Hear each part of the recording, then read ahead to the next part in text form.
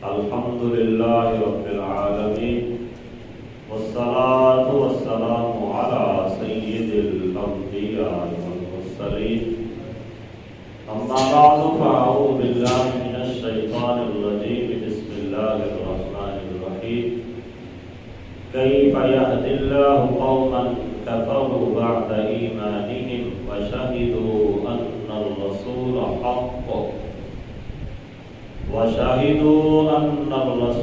حق وجاءهم البينات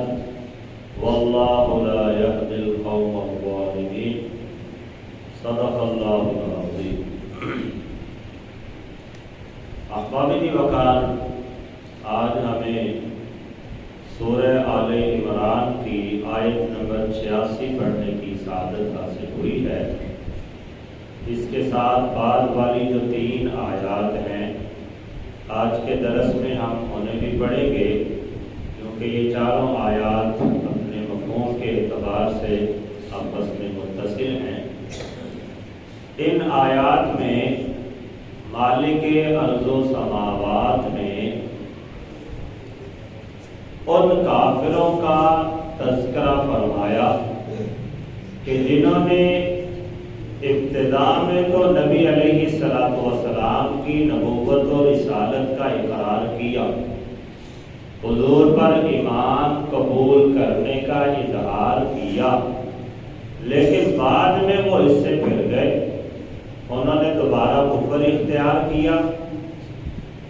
ابتدا میں انہوں نے صراحت کے ساتھ ایمان قبول کیا تھا، یا صراحت سے ایمان کو قبول نہیں کیا،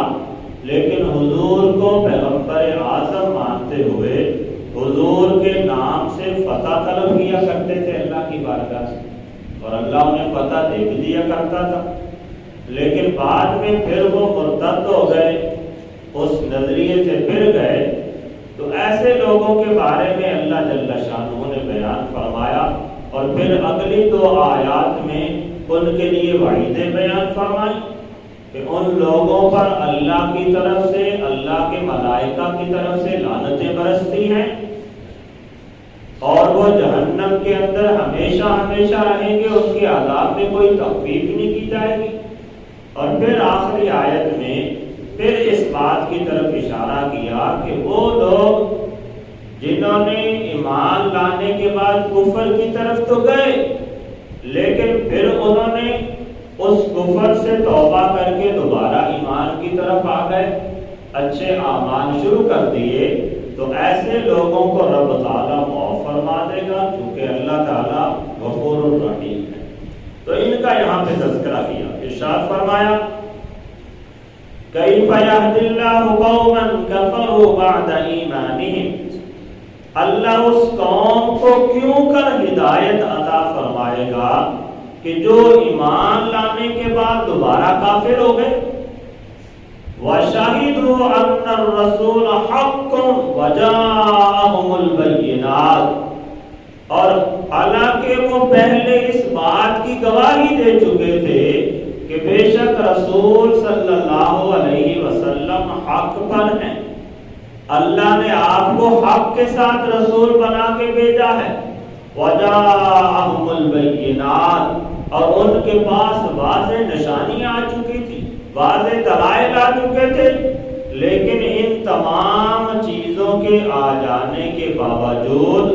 انہوں نے حضور کی نبوت و رسالت کا اقرار کیا، حضور کو برحق رسول تسلیم کیا. اس کے بعد دوبارہ وہ کفر کی طرف لوٹ گئے. تو فرمایا جن لوگوں نے اس طرح کا عمل کیا کہ ان کے پاس اللہ کی طرف سے نشانیاں بھی آ گئیں، اللہ کی طرف سے دلائل اور برہان بھی آ گئیں، اور انہوں نے رسول اللہ کی نبوت کو تسلیم بھی کر لیا، لیکن یہ سارے کام کرنے کے بعد دوبارہ وہ مرتد ہو گئے، تو ایسے لوگوں کے بارے میں تنبیہ فرمائی کیف یہدی اللہ قوما کفروا بعد ایمانہم، کہ ایسے لوگ جنہوں نے ایمان قبول کرنے کے بعد دوبارہ کفر کی طرف لوٹ گئے، اللہ تعالیٰ کیوں کر ایسے بندوں کو ہدایت عطا فرمائے گا. اور آگے تنبیہ فرمائی واللہ لا یہدی القوم الظالمین، السبیل، اللہ تعالیٰ ظالم لوگوں کو ہدایت عطا نہیں فرماتا۔ تو یہ جو گناہ کے جتنے بھی کام ہیں انہیں ہر گناہ کو ظلم کہا جاتا ہے، اور کفر یہ تو سب سے بڑھ کر ظلم ہے کہ بندہ ایمان لانے کے بعد دوبارہ کفر کی طرف لوٹ جائے۔ تو جو بندہ اس طرح کا کام کرتا ہے وہ گویا کہ اپنی ذات کے اوپر ظلم کرتا ہے، اپنے آپ کے اوپر ظلم کرنے والا ہے۔ تو جو اپنی ذات پہ ظلم کرتا ہے یا کسی دوسرے پہ ظلم کرتا ہے، اللہ تعالیٰ ایسے لوگوں کو ہدایت عطا نہیں فرماتا، بلکہ ایسے لوگوں کے لیے اللہ نے عذاب کی وعید بیان فرمائی۔ اگلی آیت میں ارشاد فرمایا اولئک جزاؤہم ان علیہم لعنت اللہ والملائکۃ والناس اجمعین، بلکہ فرمایا یہ تو وہی لوگ ہیں کہ جن کی جزا یہ ہے، جن کی سزا یہ ہے کہ ان پر اللہ کی بھی لعنت ہوتی ہے، اللہ کے ملائکہ کی بھی لعنت ہوتی ہے، والناس اجمعین، اور سارے لوگوں کی لعنتیں برستی ہیں ایسے لوگوں پر۔ تو پتہ چلا کہ ایمان لانے کے بعد دوبارہ کفر کی طرف لوٹ جانا یہ بہت بڑا ظلم اور کبیرہ گناہ ہے۔ ایسا کام کرنے والے پر اللہ کی بھی لعنتیں برستی ہیں، اللہ کے ملائکہ بھی ایسے بندے پر لعنتیں بھیجتے ہیں، اور اللہ کی تمام مخلوقات اور تمام انسان بھی اس بندے پر لعنتیں بھیجتے ہیں۔ اور پھر یہ لعنتیں کبھی ختم ہونے والی نہیں ہوتی، یہ عذاب کبھی ختم ہونے والا نہیں ہوتا، بلکہ اللہ نے اگلی آیت میں سے بیان کیا خالدین فیہا، وہ ہمیشہ ہمیشہ انہی لعنتوں کے اندر رہیں گے، جب تک وہ اس کفر کے اوپر قائم رہیں گے ہمیشہ ان کے اوپر لعنتیں برستی رہیں گی۔ لا یخفف عنہم العذاب ولا هم ینظرون، نہ تو ان سے عذاب میں تخفیف کی جائے گی اور نہ ہی انہیں کسی قسم کی مہلت دی جائے گی۔ رب تعالیٰ کی طرف سے ان پر نہ تو نظر رحمت ہوگی، نہ انہیں کسی قسم کی مہلت دی جائے گی، اور نہ ہی ان کے عذاب میں تخفیف کی جائے گی، بلکہ فرمایا خالدین فیہا، وہ ایسے عذاب کے اندر ہمیشہ ہمیشہ کے لیے مبتلا رہیں گے۔ پھر آگے اللہ جل شانہ نے استثناء فرمایا الا الذین تابوا من بعد ذلک واصلحوا فإن اللہ غفور رحیم، فرمایا سوائے ان لوگوں کے کہ جنہوں نے اس کے بعد توبہ کر لی اور نیک ہو گئے،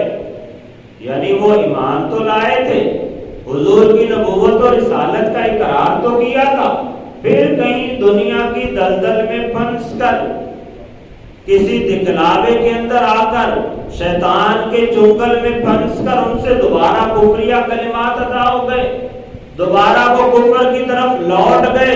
تو اگر تو وہ کفر پر کاربند رہیں گے اور اسی حالت میں وہ دنیا سے چلے گئے، پھر تو وہ کافر ہو کے مرے ہیں، اور کافر کے لیے دائمی جہنم ہے، دائمی عذاب ہوتا ہے، ان پر ہمیشہ اللہ اور اس کے رسول کی، تمام ملائکہ کی، تمام لوگوں کی لعنتیں برستی ہیں۔ لیکن فرمایا جس سے غلطی ہو گئی، کفر ہو گیا، مرتد ہو گیا، لیکن بعد میں پھر اس کا دل رنجیدہ ہوا، اس کے دل کے اندر ایمان کی دولت آئی، اور اس نے دوبارہ اپنے ان برے عقائد سے توبہ کر کے اللہ کی طرف رجوع کر لیا، تو رب تعالیٰ چونکہ غفور الرحیم ہے، رب تعالیٰ تواب الرحیم ہے، اللہ تعالیٰ اپنے بندوں پر 70 ماؤں سے بڑھ کر پیار کرنے والا ہے، اس لیے فرمایا کہ بندے سے اگر گناہ سرزد ہو گیا، یہاں تک کہ کفر بھی ہو گیا، بندے نے دوبارہ اگر اللہ کی طرف سچے دل سے رجوع کر لیا، دوبارہ ایمان کی دولت کو قبول کر لیا، اچھے اعمال شروع کر دیے، اللہ کی بارگاہ سے سچے دل سے توبہ کر لی، تو فرمایا فَإِنَّ اللَّهَ غَفُورٌ رَحِيمٌ، تو بے شک اللہ تعالیٰ بخشنے والا اور بے حد رحم کرنے والا ہے۔ وہ احباب وقار پتہ چلا کہ جب بندے سے کوئی بھی غلطی سرزد ہو جائے تو بندے کو اللہ کی رحمت سے نا امید نہیں ہونا چاہیے، بلکہ فوراً اللہ کی بارگاہ کی طرف رجوع کر لینا چاہیے اور سچے دل سے اپنے گناہ سے توبہ کر لینی چاہیے۔ تو جب بندہ توبہ کر لیتا ہے، رب تعالیٰ یا تو اس گناہ کو معاف فرما دیتا ہے، اور بعض اوقات بندے کی توبہ اتنے کمال درجے کی ہوتی ہے کہ رب تعالیٰ صرف اس گناہ کو معاف ہی نہیں فرماتا، بلکہ رب تعالیٰ اس گناہ کو نیکیوں میں تبدیل فرما دیتا ہے۔ اللہ تعالیٰ نے اسے بیان فرمایا ہے کہ اولئک یبدل اللہ سیئاتہم حسنات، کہ یہی وہ لوگ ہیں کہ اللہ تعالیٰ نے جن کی سیئات کو، جن کے گناہوں کو نیکیوں میں تبدیل فرما دیا۔ تو اگر بندے سے گناہ سرزد ہو جائے، بندہ اللہ سے سچے دل سے توبہ کرے، تو ایک تو درجہ یہ ہے کہ رب تعالیٰ اس بندے کے گناہ کو ایسے مٹا دیتا ہے جیسے بندے نے گناہ کیا ہی نہ ہو۔ حضور کی ایک حدیث مبارکہ کا بھی مفہوم ہے کہ جو بندہ اللہ سے سچے دل سے توبہ کرتا ہے، التائب من الذنب کمن لا ذنب لہ، فرمایا گناہ سے توبہ کرنے والا ایسے گناہ سے پاک اور صاف ہو جاتا ہے جیسے اس نے گناہ کیا ہی نہ ہو۔ اللہ تعالیٰ اس طرح اس کے گناہ کو بالکل صفحہ ہستی سے مٹا دیتا ہے۔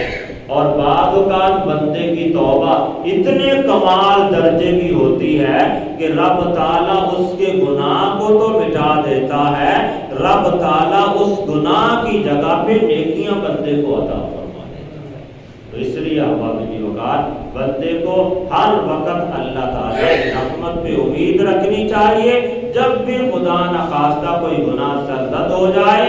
تو بندہ سچے دل سے اللہ کی بارگاہ سے توبہ کر لے۔ حد المقدور تو اپنے آپ کو گناہوں سے دور رکھے، اپنے آپ کو بچائے رکھے، کیونکہ زندگی کا کیا پتہ ہے کس موڑ پہ ختم ہو جائے۔ کہیں ایسا نہ ہو کہ بندہ ذہن میں یہ خیال کرے کہ چلو گناہ کر لوں گا بعد میں توبہ کر لوں گا۔ ممکن ہے گناہ تو کر لے، بعد میں توبہ کرنے کی توفیق ہی نہ ہو۔